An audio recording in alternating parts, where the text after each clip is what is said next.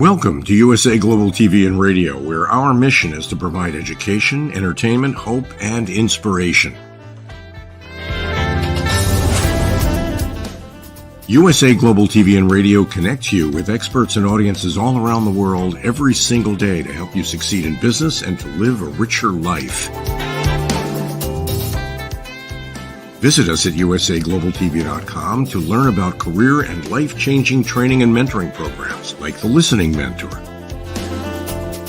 Subscribe to our newsletter to stay informed about our special programs and offers. Discover how you can become a guest on one of our shows or a host or producer of a USA Global TV and Radio show of your very own. That's USA Global TV and Radio, where the doctor is always in.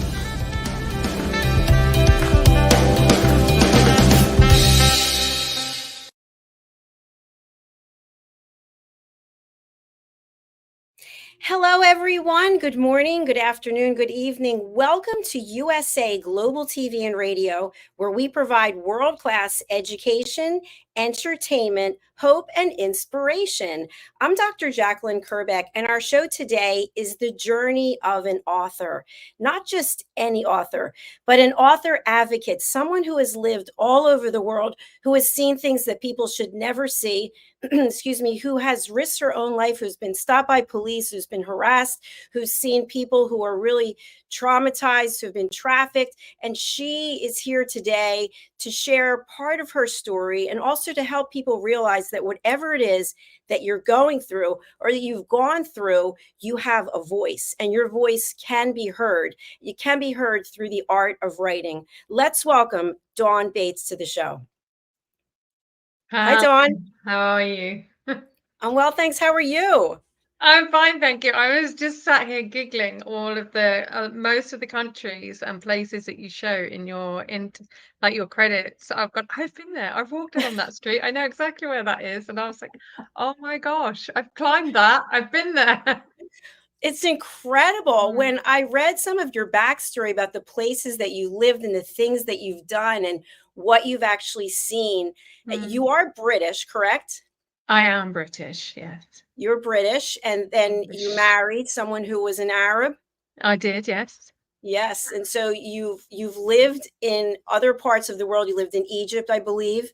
I've lived and worked in 44 countries around the world. Well, we couldn't mention all of them. That's amazing. No. So, but yeah, we're here today to talk about the journey of an author. And I want to make sure that people realize that you have something very special that's going on. I want to bring it up a couple of times. So let's talk about now about this special offer that you have that people can get involved with right away. Yeah, it's my 7-week author course, something that I have poured my heart and soul into. Because when I first started out as an author, I didn't have anybody that I could reach out to. I didn't know anybody. I paid for so many different courses. I got published by a traditional publisher, fought them for 3 years to get my book back. And now that I'm in the position to help other people to write books, I've got about 20 books to my name. Lots of them are international bestsellers. And I was like, people need this help. If only I'd had me at the beginning of my author journey, then it would have been much better. I'd have saved an absolute fortune and a lot of time, and I'd have got where I am today a lot quicker. So I put together 7 modules covering 7 different aspects of becoming an author. There are money stories in there. There are cultural stories. So taking everything that I've learned from my travels, 26 years in business, I've poured into this course. We start in 2 days, as you can see there on the counter. They get the 7 modules and they get 7 sessions, group sessions with me. I'm giving away my coaching for free on this to help people. And what would normally be over $7,000 for this course with me, we're giving it to people for only $1,117 US, which works out to be about $35 an hour. Wow, that is a great offer. Thank you for sharing that with our audience. Dawn, one thing that I would love to have you touch on when we think about people signing up for your course, people who tuned in, whether it's on the live or the replay, they may think to themselves, but wait, she's lived in 44 countries. She's raced yachts. She's lived in huts. She's done all these things. And I'm just sitting here in my house on a sofa. So people have that inferiority complex. What would you say to them about that? We all go to the toilet. We've all got to go do the shopping. We've all got insecurities. You know, even before I came on here, like we were discussing the lighting. You know, I'm a woman just like any other woman is. Like, you know, I've got the stretch marks, I've got the cellulite. We're all the same. We have the insecurities. You know, I've been on my own for 8 years. Will anybody love me? You know, will I ever find a partner? These things always get that we're all human. Just because I've done all of these things and gone off on this mad journey, which did start out as a healing journey. It wasn't, I'd never been on a train until I was 19. I'd never flown until I was 21. And obviously I've made up for that time. And some of the countries I've been into, I'd never even heard of. They're such small archipelagos around the world. And I needed to go and heal myself after a lot of the things I'd been through. And I needed to stop pushing the pain down and start facing it. And I couldn't do that when I was with my children. I couldn't even take care of myself at one point after some of the things I'd been through. And so if I couldn't take care of myself, I couldn't take care of my children. So I've sacrificed a lot in a lot of ways. But as my youngest, Narsa, says, it goes, yeah, but mum, you know, if you hadn't have done it now, you'd have been too old. And you better to go do it now. But they wouldn't have been to a lot of the places they've been to around the world. We wouldn't have had the experiences that we've had. You know, and I still have my children saying to me, Mum, you're older than Google. My eldest said to me the other day, Mum, you're older than the euro. I was like, it's a good job you're quite a few hundred miles away, because if you weren't, you would be running. Yeah. We are all the same. It doesn't matter. Not Okay, that was fantastic. cheeky kids and the insecurities. So don't worry about it. I am normal. So you've got this opportunity for people to literally take their life to the next level. There's 2 Absolutely. days and 20 hours left.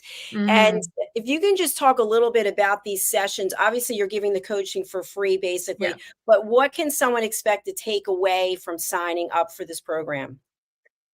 Oh, wow. Again, anything, whatever they want to put into it is what they're going to get out of it. But the first one is the first module. We look at owning your voice.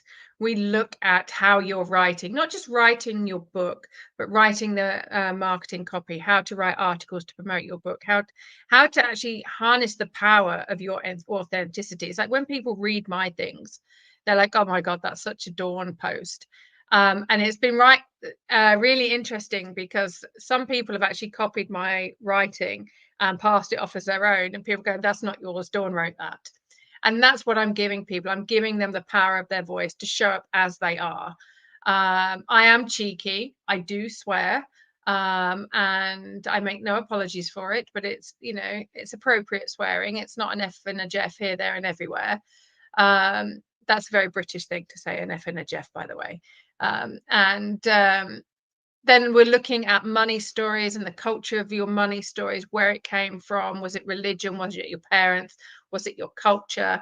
And then, so that's all in module 2. Module 3 is about looking, I think module 3 is environment. That might be module 5 though. So I've been going through these all day today, and I'm just like, they're all blurring into another. But we're looking at how we're expanding our brand and our brain.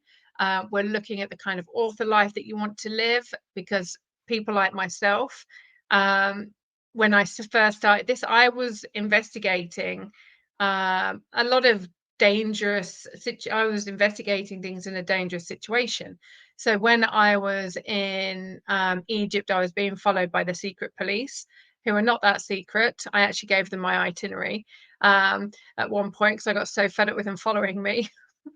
I said, if you lose me, this is where I'll be. But when I was in like the heart of certain places in Latin America, I was never, when my social media feed, I was in Brazil when I was actually in Colombia. I was in Colombia when I was in Panama. So no one actually knew where I was. And You might want a private life. You might want to go incognito. You might want to make absolutely millions from your book. You may not ever want to publish your book, but you want to write your story. So it really is about harnessing your own lifestyle, your brand, your message, your way. It's about kicking imposter syndrome out the door. We've got how the business that you create, because we have to remember as authors, we're actually creating a business. We have to be entrepreneurial. And so many authors make less than minimum wage. And this is why I call myself an author activist, because I'm not just advocating for certain causes. I'm actually wanting to call people out, especially the publishing industry, because there are a lot of people now in the publishing industry that are only doing it for profit. They're only doing it because they want to make money and they want the prestige of being called a publisher. I don't do that. I want to see everyone who works with me succeed and flourish. I want to give them the education that they need in business and within the publishing world. I want to see them thrive and be confident. And my job as a coach is to put myself out of work effectively, not keep people dependent on me. And we're seeing a lot of coaches and publishers in the world at the moment wanting people just to rely on them quite heavily. I used to be a teacher. I am an educator, and I want to gift everybody this knowledge. So in there, you'll have, what kind of accolades do you want to go after? How are you going to do it? How are you going to build your business? How much does your lifestyle cost? What kind of lifestyle do you want? What does your lifestyle investment look like? Because I also flip the difference between a cost, investment, and a debt. And what some people think of cost, investment, and debt, I don't see it that way. I completely flip it, because a cost is a lack of sleep. A cost is something that is actually remunerating over and over and over and over in your head. And that is the cost, and someone taking their own life is a cost of you not writing your book. Somebody continuing to live in an abusive marriage is a cost of you not writing your book. And that is some present too. And looking at how we can create a book, how lots of all the anthologies I write with people, all of the online royalties, they go to charity. And if the authors want to make money from the anthology, they buy their books at author cost, and then they sell them, and then they'll make money from that. But the online royalties, they all go to charity. So it's about looking at what you want to do with your book. Are you using it as a textbook? Are you turning your doctorate theses, which is so university speak, into something that the general public can actually make sense of and actually learn from, and making it difference that way? Are you writing something to expose government corruption? Are you writing something to expose corporate corruption? And if you are, what are we doing with that? How are we positioning you? What are we going to help you with? So we're looking at marketing. There's so much in this course. I could talk about it all day because I absolutely love it. And I just want to help as many authors as possible. I'm so the other night I went to bed and I was just like, I love this course. And I was so overwhelmed by what I've created and the amount of feedback that I'm getting from people who have done it. And I've just done individual modules, because we also sell it individually. But this special offer that we're doing is because my company is 9 years old on the 4th of July. And I chose that date because I got divorced, and I was like, this is my business. So I've had businesses since I was 21, but this was my first business by myself. It's the first business I have been solely responsible for. And so I started my business on Independence Day, and yeah, I want to give authors an independence from poverty. I want to give them the independence from people pleasing, and feeling that they have to toe the line or regurgitate marketing speak. That we see so many books on marketing, and anyone could have written them. There's no personality in them.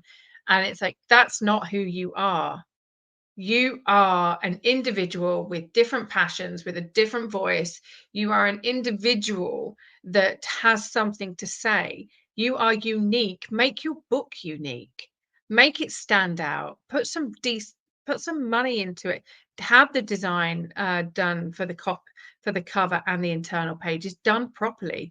Get it edited properly. And this is something that I do when I'm coaching people. I help them edit their book along the way. Because of my travels around the world, I make sure that the manuscript is a global manuscript, so that when they get to come and translate them into different languages, not a lot of the book needs changing, because it's not been written with a US focus or a British focus or an Australian focus or a Spanish focus. And because I know lots of different languages, I'm actually able to help with, and like I say, I've lived in so many countries. I actually have lived diversity. I've lived in Latin America. I've lived in the Arab world, Oceania. I've lived in Africa. Haven't got to Asia yet, and the southern parts of Africa. But I was in the Arctic three months ago, and now I'm back in Britain. I've traveled and lived all over Europe, and I bring a lot to the table, and there's nobody else like me within the publishing world. And that is something that is so valuable. So when people work with me, either on this 7-week live course, or whether they work with me on an individual basis, I know I bring a lot to the table, and I have been told I need to up my prices. But again, when you want to make a difference in the world, you want to make sure that you're balancing it so that people are stretched, but also people that are comfortable can pay as well. Al, one of my latest clients, we're on book 2 of his, and I call him Al, but his name is Umberto, and he goes by the name of Nardo. We've just written the first book in the War of Fear trilogy, and that has called in so much of my political psyops geekiness. It's called in lots of my Arabic knowledge. It's called in a lot of my anthropology knowledge, because I'm doing a PhD with Oxford, and in anthropology, and looking at trauma and the political systems and literature. So I love geeking out, and when they get me as their author coach, I will go down all those rabbit holes for them, and I love it. It's just, books are just amazing. Books save people's lives, because we've also got to consider that these people that don't have a lot of money, that can't afford coaches, that can't afford higher education or a therapist, they can go to the library and get a book for free, or they can go to the bookshop, and they can purchase a book for $20-30, and they can learn that way. And that's so important, because what is your book for if you're not adding value to the world, or you're not allowing someone to escape into a make-believe world? I work with everybody from a truck operator to a guy that sold one of his businesses for hundreds of millions. So I know I bring a lot to the table, and I just love helping people. You can tell, can't you? I'm so passionate. I didn't want to stop you, because the passion's just flowing and flowing. I absolutely love it. We do have a comment from someone on LinkedIn, Stephen N. Hello. Hi, Stephen. Thanks for watching and commenting.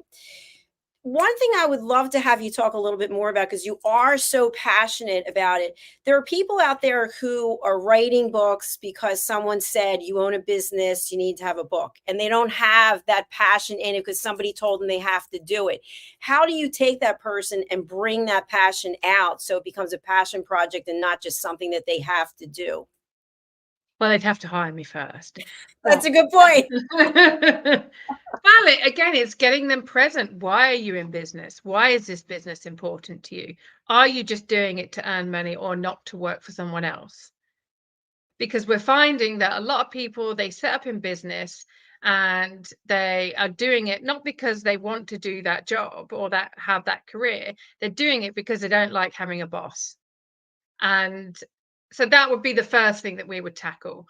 Why are you in business? Why is this the business model you've chosen? Why are you listening to that person? Not everybody in business has to have a book. And even if they do, they don't actually have to have a book about their business. They could actually have a book about a cause that they're so passionate about. And it would be about tapping into that thing that they sit around with their friends over dinner, putting the world to rights. That would be the book that I would get them to write about, because that is brand expansion. That is coming at it from a different point of view. And that's actually getting them to network in a different network. So, yeah. But don't write a book just because someone told you to. I mean, would you run off a bridge and jump off it into, burning lava just because someone told you to? Obviously not. You've got to think about it. Well, I love the point that you made earlier that if these life-changing things happen, it could be because you didn't write your book and get your word out, that it wasn't a resource for someone, or maybe you're stuffing your feelings inside and that's Mm. triggering and going down the line and impacting other people. Yeah, I mean, I think we shared on the a show last weekend or the weekend before that when we heal loudly, we stop others from dying quietly, and when everything happens for us, and that is for us to learn from it, for us to heal from it, and for us to pass on that wisdom.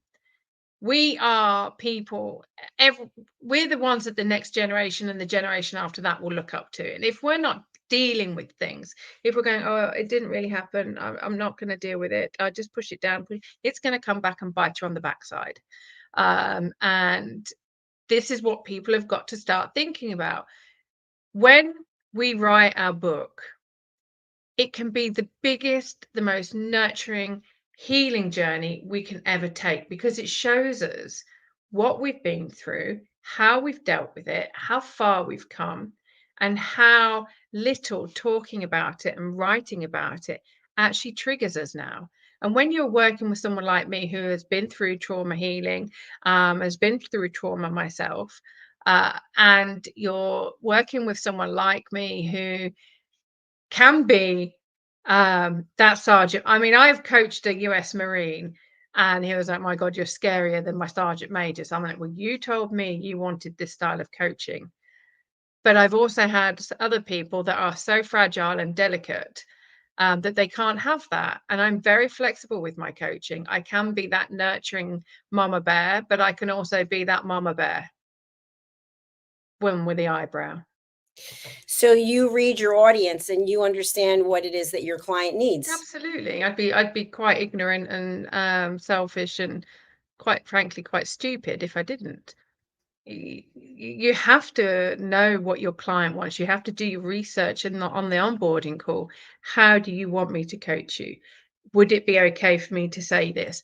Would you be happy for me to do this? What works for you? Who has been your greatest mentor? Um, what kind of space do you want to be in when we're in a coaching call? Because these all matter. We have to make people feel safe. We have to make them realize that some of my friends call me the official secrets act, because I know so much about so many people. I can walk in a room and I'll know like lots of secrets about people, and I know I've got to keep my mouth shut. And and it's always about respecting the other person. Yes, I'm blunt. Yes, I'm very candid, but I'm also very cheeky. I'm also very passionate. I'm also very playful. And I am also very loving and very generous, and I'm very caring. And if somebody has booked on a call with me, um, it's not okay, well, your 60 minutes or your 90 minutes is up. Sorry, off you go. It's like, where are we at in this call? Where are they at emotionally? Where are they at on their journey? And I've had 90-minute calls turn into 3 hours because that person is not ready for me to finish that call. They are not in a safe space for me to finish that call. And I will give them that, because you cannot just walk away at the 90 minutes. It would be negligent of me to do so. Dawn, that is really incredible that you're so considerate and caring that you want to be there for the person even when it's infringing on your own time and maybe things that you have but you say, no, I'm here for you, I am your Mm, advocate. absolutely. We can talk about time is money. We can talk about a lot of different things. But if the people that trust us don't feel safe with us, and a lot of the time, for people to open up and to trust somebody, that takes so much out of them. I had to learn how to trust myself, to trust other people. because I'd been with my ex-husband for 18 years. And I'm very good at reading people, but him, I didn't know he was cheating on me for 18 years. I suspected, and I called him out on it a few times. He made it that it was all in my head, that it was me making up. I was insecure because I just had a baby. I was insecure because, he was away a lot, or, I was tired because I was running the business and taking care of the children. And when I found out he'd been cheating on me, and the times I knew or I suspected that he'd been cheating on me, I was like, "Oh my God, if I didn't even know that about my husband, how can I know that about anybody?" It really knocked me for six. Uh, and you just like, he lied to so many people, manipulated and deceived so many people, especially me. And I'm like, how did he do that? And that really messed with my head for a long time. And one of the things that a lot of people in business don't appreciate is that a lot of us, if we've been through a divorce or we've been rejected, doing sales is really hard, because every time someone says no to us, that's another layer of rejection. If our parents have rejected us when we were a child, and we, we're on our own, and we start in the dating scene and people reject us, that's another level of hurt. And there might be people that are so afraid of getting hurt that they won't even go dating. And I had to do a lot of work to understand what it meant to trust somebody with my heart, to trust somebody with my own journey. And then I realized, no, I've got to be able to trust myself.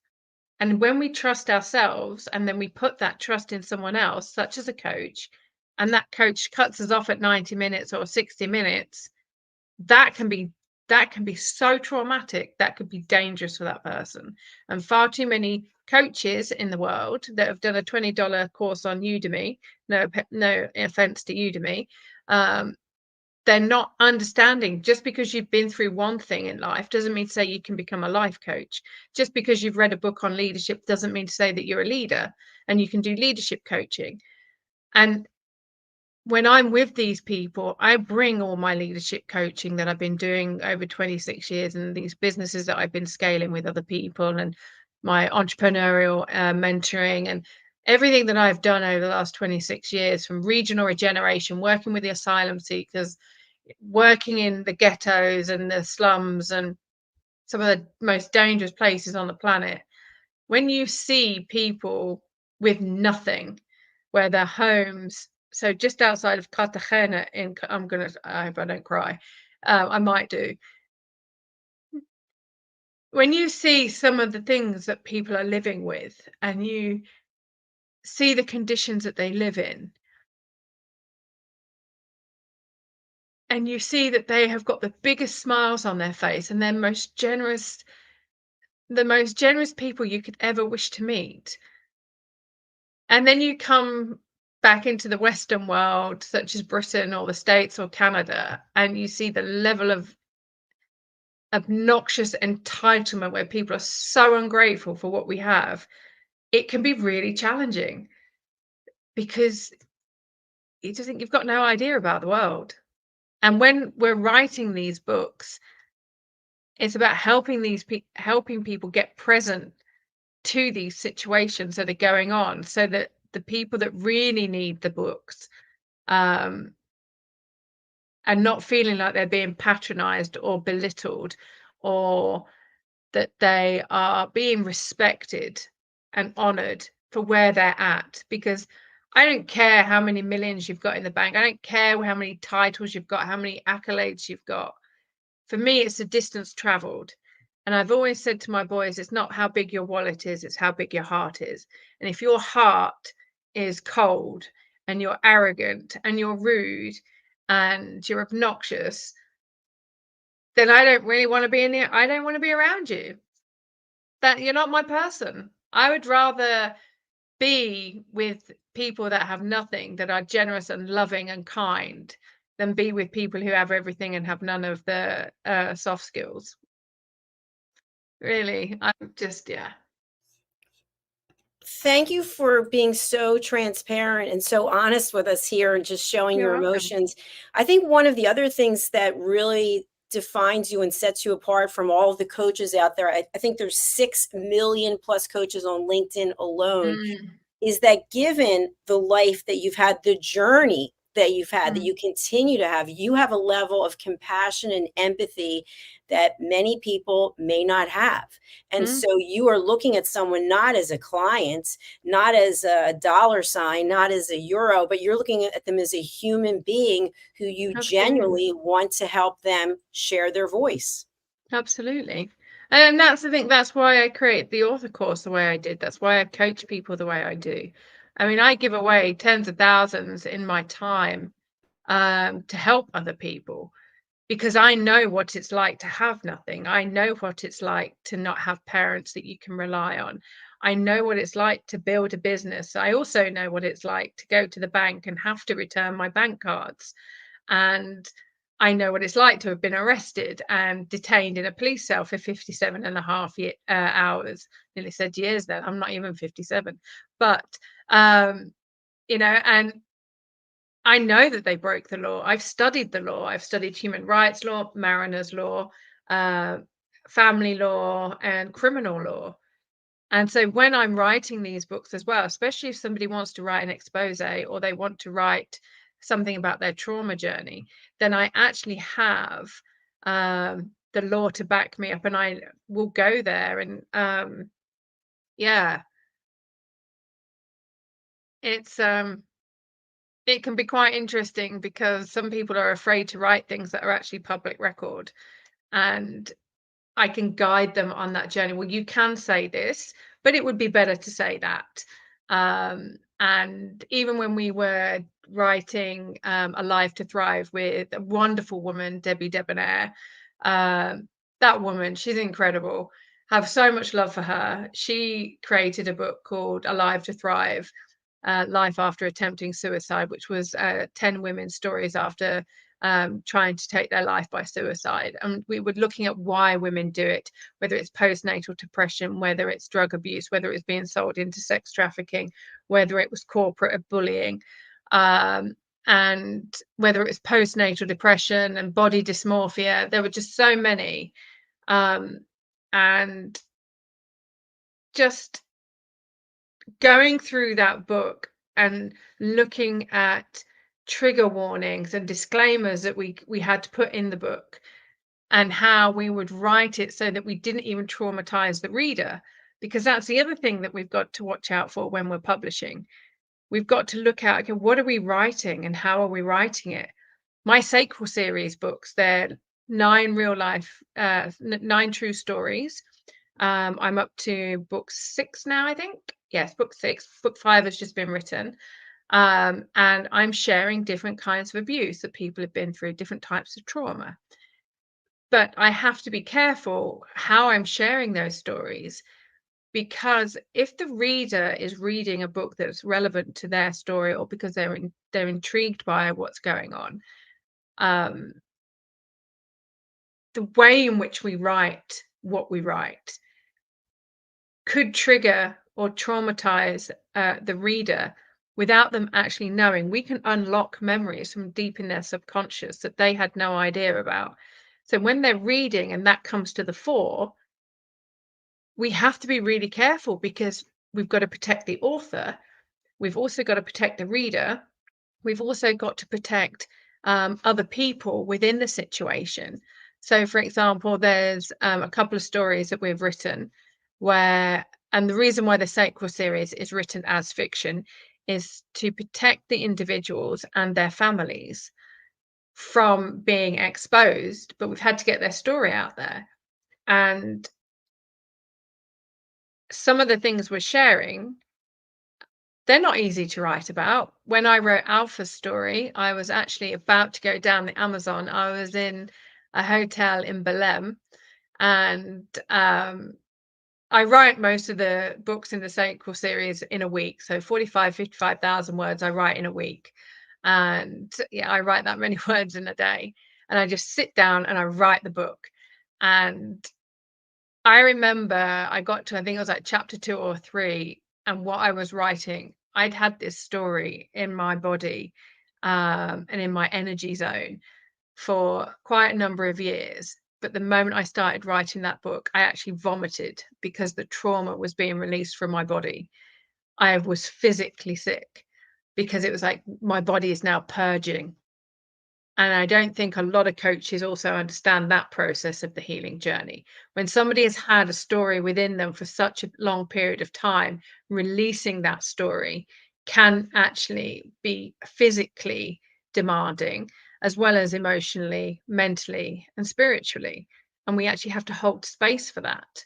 And it's one of the reasons why I spend so much of my time down by the ocean or out on the ocean. It's one of the reasons I spend a lot of my time in by myself. I spend a lot of time walking dogs in nature, and I don't like cities because I can feel the pain of other people. Like it's a very heavy, suffocating energy for me. I go into London, I come out. I go into Toronto, I come out. I have to be around nature. I can't live in a city, although I'm moving to Cardiff, which is a city, but it's just such a beautiful city. It's not high rise, it's very coastal, and it's got the Jurassic Coast, which is such a beautiful coastline in Wales. It's just, oh my God. It And it's sounds chaotic. breathtaking. It Oh, it absolutely is. does. It is. And it's only 15 minutes. My apartment's only 15 minutes walk from a yacht club. So my 20,000 ocean miles can now be turned into my captaincy. So that's good. I love that. And by the way, I completely agree with what you shared. I know it's not my show, this is your show, so I'm not going to go into it, but I shared something that I was traumatized that happened to me, and I put it into one of my books, and I actually was physically sick Mm. after keeping it locked in for so long because I had been told it was my fault. It was my fault that it happened. But anyway, we do have a comment from RK Jack on YouTube. There are many types of physical activity, including swimming, running, and walking, to name a few. Being active has been shown to have many health benefits, both physically and mentally. Thank you, RK Jack, for commenting today and for watching. Dawn, can He's you right, believe? though. Being Yeah, an author, you do sit down a lot. And sorry, I didn't know if that comment was gonna have more to it about being an author, but as an author, you do sit down a lot because you're reading and researching, and then you're writing, and you have to be physical. I work out every day. I walk a minimum of 5 miles a week, 5 miles a day. Uh, I do kickboxing workouts. I run. Well, I've started running. I'm doing a 10K run for Tough to Talk, which is the men's mental health charity that we set up by writing. Well, I say we set up. Steve Whittle, incredible man. Um, Absolutely love him to bits. He is the founder of Tough to Talk, and we got together and we wrote the book Man Up, because that is about raising awareness of why men take their own lives, what leads to that. And all the sales from the Tough to Talk book, Man Up, will actually go to supporting men and preventing people taking their life by suicide. the Yeah. work you're doing is so admirable, so heartfelt, so heart centric. Thank you, Dawn, for being here and You're sharing your story welcome. today. We do want to share a couple of ways for people to reach out to you. So, for those of you who are watching on screen here, we've got Dawn's LinkedIn that comes up with her 7-week author course, which is starting on July 4th. And her LinkedIn is her name, Dawn Oh, look, Bates. look, there's Jackie and Angelica on my post. There's what? On the side, it says other similar profiles, Jackie and Oh, Angelica. oh, there I Beautiful see it. women, Yeah, absolutely beautiful women. I Adore see them. that there. And you're at the top, look. All right, so that's the LinkedIn, and let's go over and also share your Instagram. Yeah, we've just launched this because I actually came off Instagram and Facebook several years ago, and we only set this up a week ago. That's so Because funny because I remember when I first met you, you're like, "No, I'm not on any of these places," and I'm like, "Okay, she's on them now. It just happened." yeah. Yeah, we've only just because I had to come off because of the hatred I was getting. Because when Oh, I went off on my journey 7 years ago, I had a lot of women, mainly mothers, um, hating on me because I'd left my children with their dad. And they were like, you think more of your success than your business, and you do of your children. How could you do this? You've abandoned your children. And I was like, no, I left them with the man I chose to have children with. I left them with their dad. I didn't leave them outside of a supermarket. They will be fine. Right. Yeah. Thank you for everyone who gives their unsolicited opinions about our lives. Yes. Thank you so Yes. much. What If is only this they knew.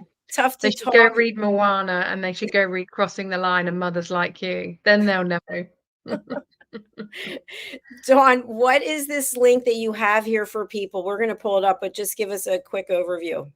Okay, so this is Tough to Talk. This is my baby at the moment. Well, it'll always be my baby, but when I was sailing across the Atlantic, I remember really reflecting on my life, and there was a minke whale that came up alongside of us, and here you can see the Man Up book, Reducing Male Suicide and Destroying the Stigma. And there are all the platforms that you can find the book on, and a bit about the charity itself. And all the royalties from this book will go to help prevent male suicide, because we're seeing 133 men take their own life every single day across England, the US, and Canada. And that's too many.